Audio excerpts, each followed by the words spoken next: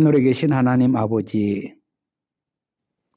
오늘도 우리에게 귀한 생명을 주시고 이 아침 수요체플에 함께 예배에 참여할 수 있도록 인도하여 주셔서 감사합니다. 아버지 하나님, 70여 년의 역사를 뒤로하고 이제 새로운 교회에서 예배를 드립니다. 아버지 하나님, 이제 새롭게 시작하는 36부산병원교회가 더욱더 주님 앞에 영광을 돌리는 아름다운 교회가 될 수 있도록 하여 주시옵시고, 이 성전을 통해서 많은 사람들이 주님 앞에 나올 수 있는 믿음의 통로가 될 수 있도록 인도하여 주시옵소서. 아버지 하나님, 병원의 여러 가지 계획 중에서 특별히 이제 새롭게 병원을 건축하려고 합니다.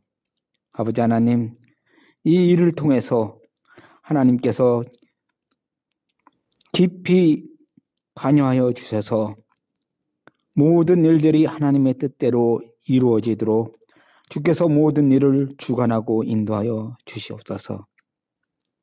우리 많은 병원 직원들이 있습니다. 직원들 각자 개개인마다 주님께서 주시는 믿음으로 하나 될 수 있도록 하여 주시옵시고, 연합하여 선을 이루어 이 모든 역사를 이루는 데 일조하는 모든 병원 직원들 될 수 있도록 축복하여 주시옵소서. 아버지 하나님, 특별히 오늘 말씀을 전하시는 목사님에게 함께하여 주시고, 그 말씀이 우리 모든 직원들의 생명의 말씀이 될 수 있도록 하여 주시옵시고, 또한 그 말씀을 통해서 우리가 늘 용기를 얻고 늘 주님께 영광을 돌리는 삶을 살도록 축복하여 주시옵소서. 주께서 우리의 모든 소원을 아시오니 그 소원대로 이루어 주시옵기를 원하오며 예수님 이름으로 간절히 기도드렸사옵나이다. 아멘.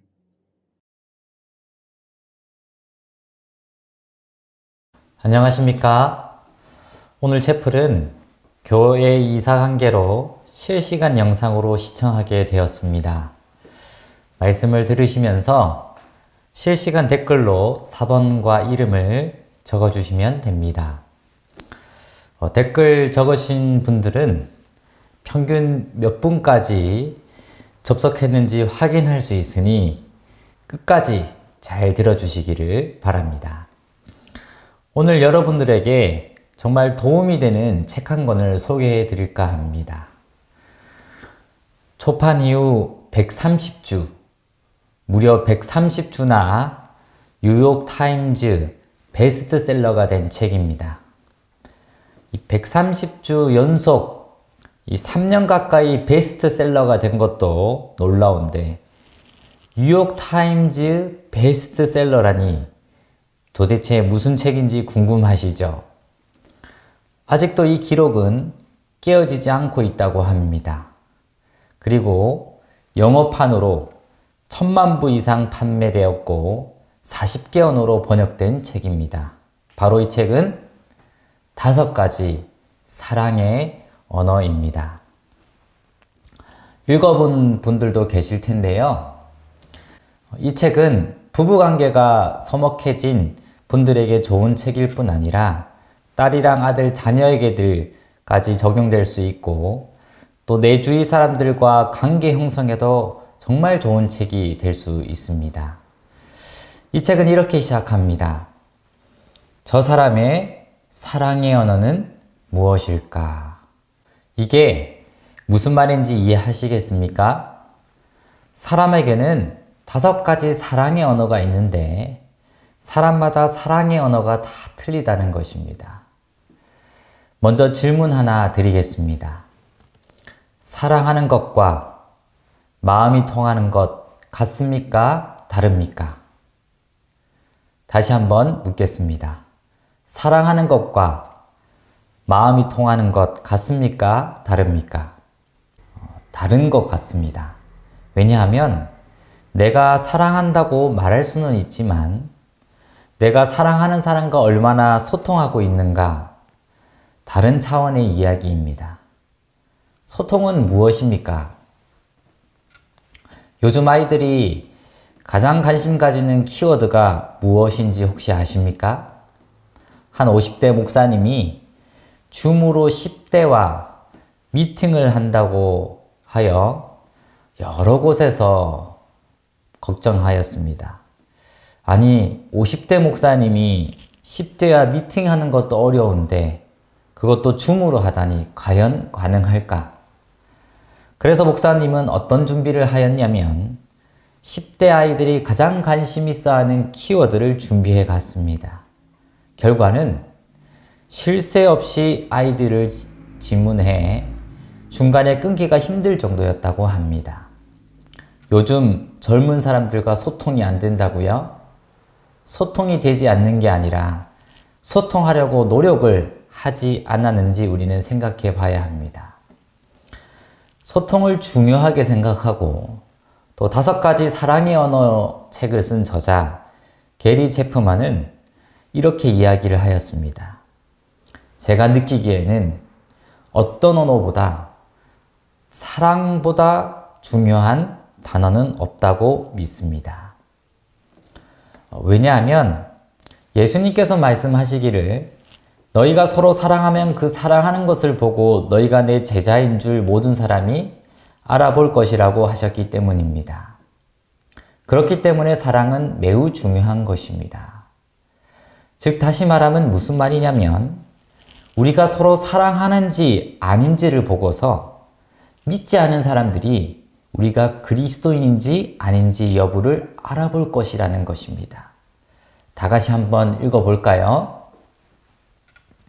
새 계명을 너희에게 주노니 서로 사랑하라. 내가 너희를 사랑한 것 같이 너희도 서로 사랑하라.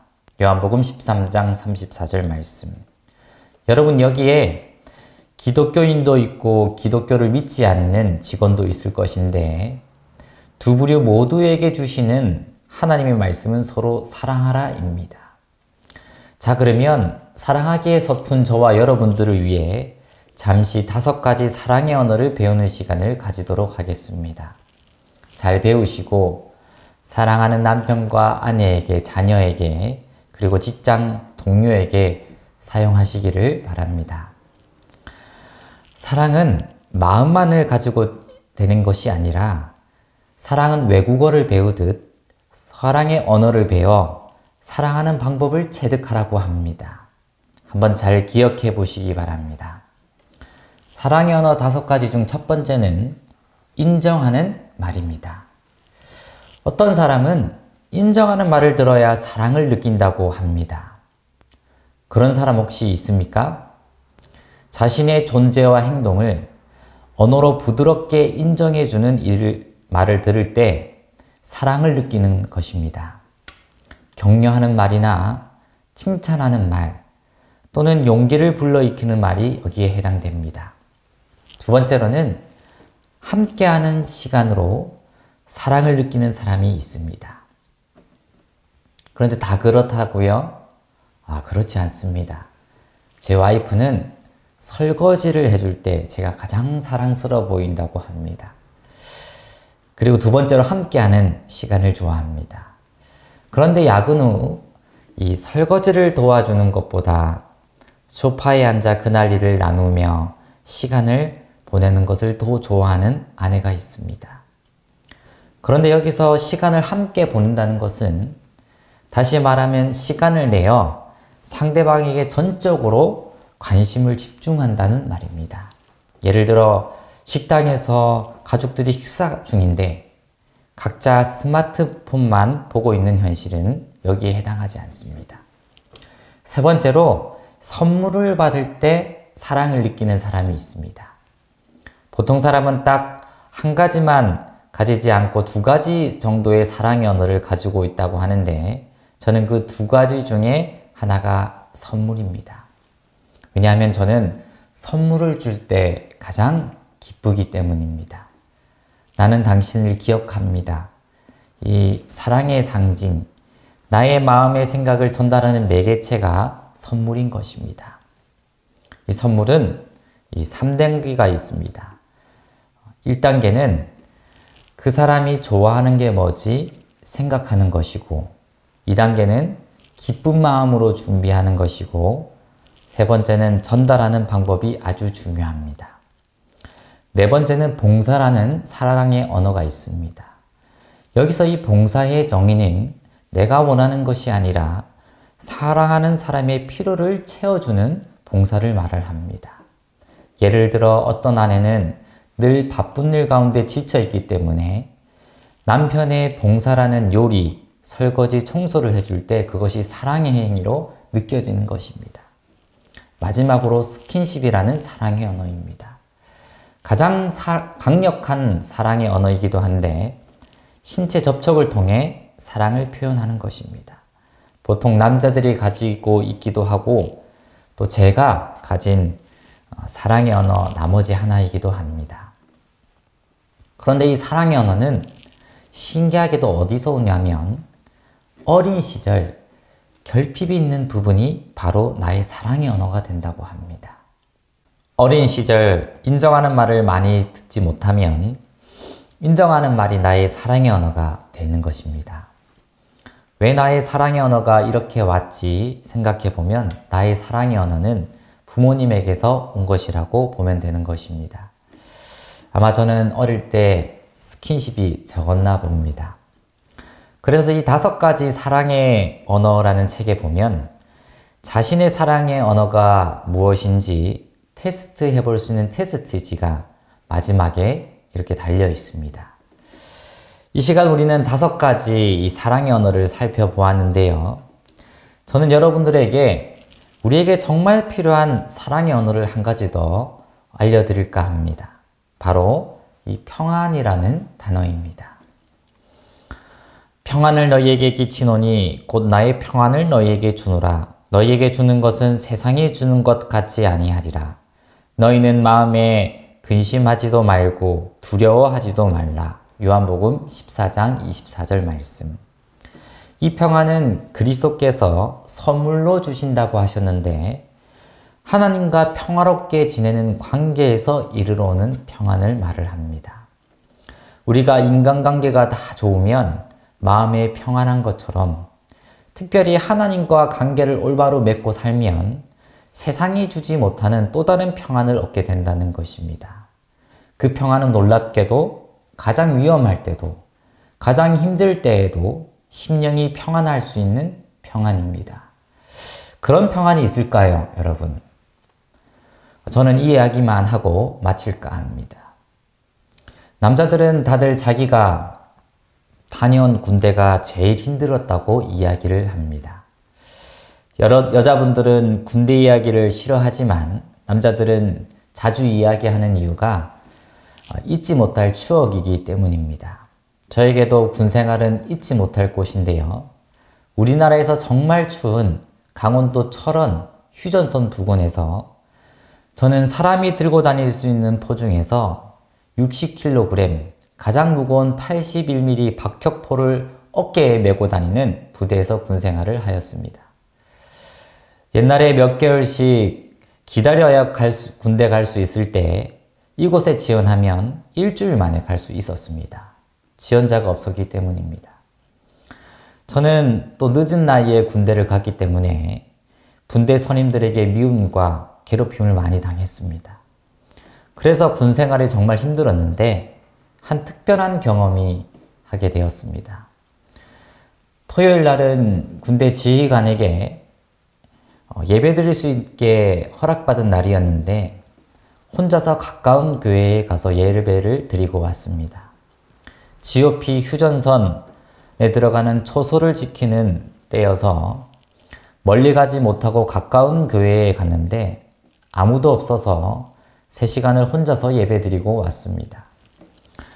군대라서 많이 피곤해 잠이 몰려왔지만 노래도 부르고 기도하다가 잠이 오면 또 노래를 불렀습니다. 그런데 그렇게 3시간을 하나님께 예배하고 오면 이상하게도 제 마음에는 그동안 군생활로 억눌렸던 답답함과 힘든 것들이 완전히 사라지고 평안한 마음이 제 마음에 가득하였습니다.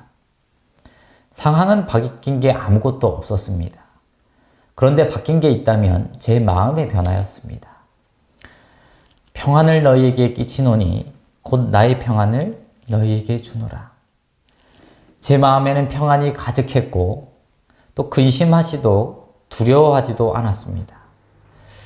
저는 지금도 그때를 잊어버릴 수가 없습니다. 샘물이 땅속에서 콸콸 솟아오르는 것처럼 하나님의 사랑이 평안히 제 마음에 흘러나오는 것처럼 느껴졌고 사랑이신 하나님이 완전히 제 마음을 어루만져 주시는 것을 느꼈습니다. 그래서 저는 2년의 군생활을 잘 마치고 돌아올 수가 있었습니다.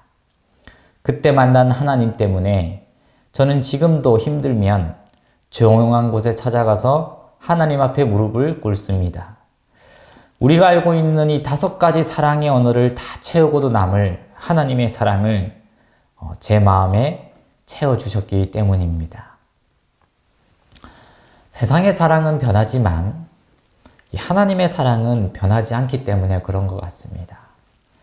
우리 사랑하는 직원 여러분, 나에게 부족한 것이 무엇이 있습니까? 시간, 사랑, 우리가 좋아하는 돈, 사실은 마음에 참된 평안이지 않습니까? 그 참된 평안을 하나님은 하나님의 자녀인 우리에게 언제나 주시기를 원하십니다. 원하는 자들에게는 한 사람도 빠짐없이 다 나누어 주기를 원하십니다. 그 평안의 기쁨을 우리 직원 여러분들도 꼭 받아 누리시기를 간절히 기도합니다. 하나님이 분명히 여러분들을 도와주시고 절대로 혼자 두시지 않으실 것입니다. 이 5가지 사랑의 언어뿐 아니라 하나님만이 주실 수 있는 참된 평안을 누리시는 우리 모두가 되기를 바라며 오늘 말씀을 마치도록 하겠습니다.